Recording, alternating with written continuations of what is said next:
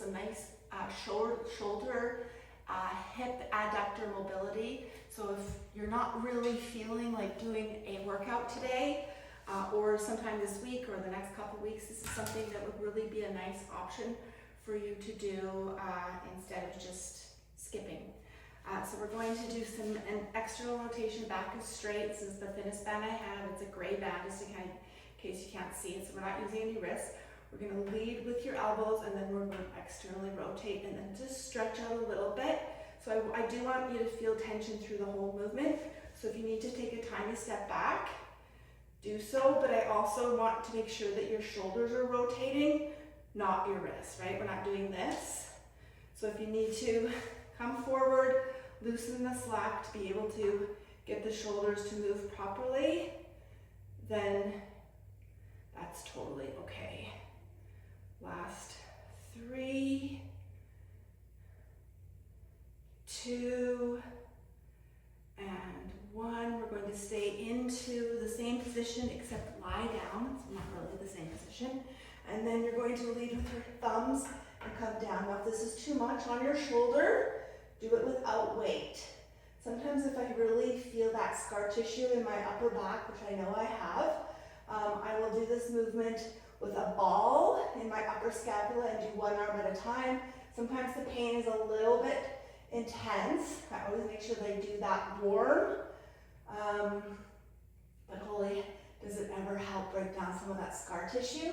Some of you may feel shoulder issues, not because you have an injury or a cold shoulder, or frozen shoulder I should say, but maybe there's just some buildup of scar tissue, which is what I have I've already always known that I've had some scar tissue back there, but my massage therapist has confirmed that there's a lovely mass back there. So that seems to help. We're going to go back into these rotators.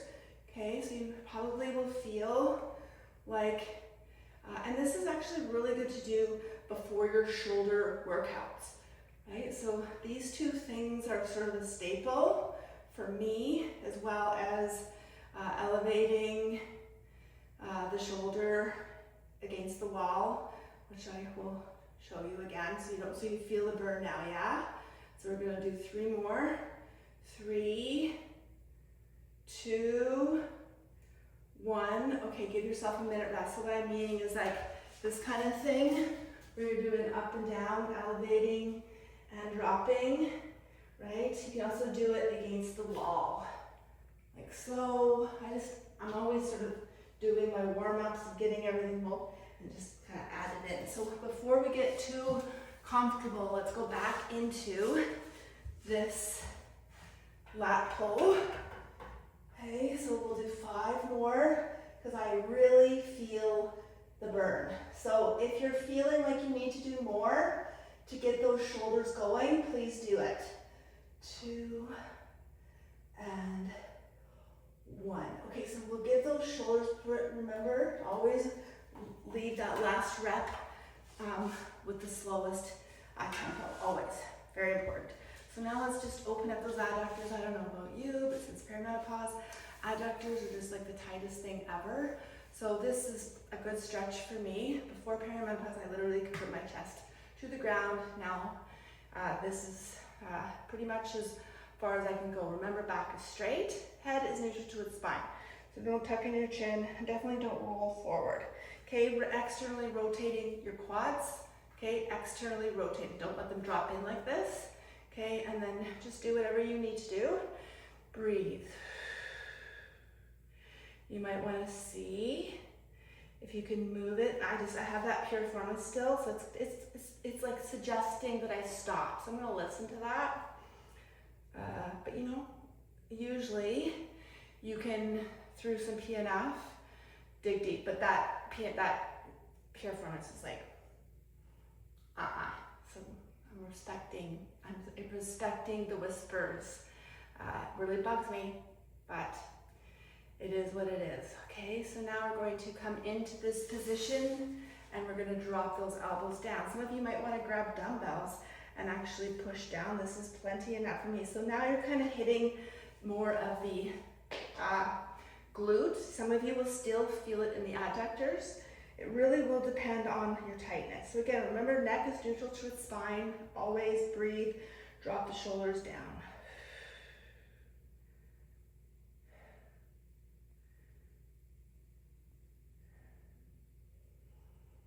Okay, let's see if we can get a little bit of spiciness in this. And remember, some of you might need some upper body assistance.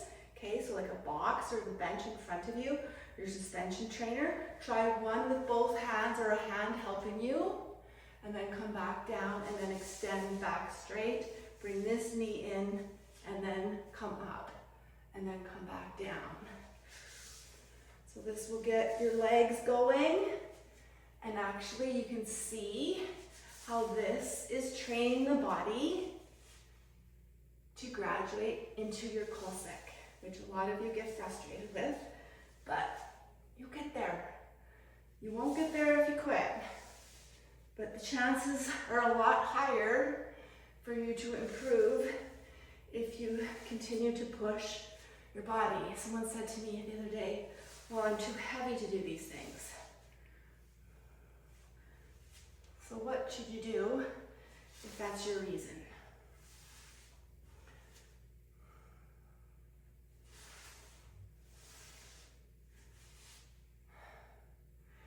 Okay, let's go one more per side. This is good. So modify, you can definitely let your upper body help you. Right? Heels down. Okay, awesome. Feels awesome, awesome, awesome. Okay, so now we're going to go into a downward dog. So your head is in between your arms. Breathe. This week's newsletter was on my reasons and training methods behind my knees. Okay, so a lot of you lift your heels, drop your knees down, come up, drop down. So your heels come up. Once they're up, I want you to drop those knees down and then drop those heels down. We'll do two more just like that. A lot of you tell me about the limitations you have with knees. This is so common, okay? Typical wear and tear. We've put our bodies through a lot by this time, right? So now I want you to see if you can just walk up, keeping your hands down. If not, raise. I want you to fold over, excuse me, and then straighten. So some of you may be able to come down and straighten. And I want you to bend your knees and go up one vertebrae at a time. Some of you may want to repeat that little cycle one more time. Otherwise, enjoy the rest of your day. This is something that you absolutely, or going back to my knee stuff, sorry, that newsletter was really, really important in terms of the consistency of sticking with doing repetitive movements, like those calf raises and tibialis, the mobility stuff, making sure that the extra weight that you're carrying is slowly going down so those knees don't need to take any more load. Of course, that's done through proper nutrition. And also at the end of that newsletter was discussed my calendar for coaching calls. So I believe that some of you have booked calls, super excited for that. I know a lot of you will be hoping that January opens up, and I for sure will have calls opening up in January. I just don't know exactly my calendar yet. So if you have not been on that Glow Up newsletter, it's free.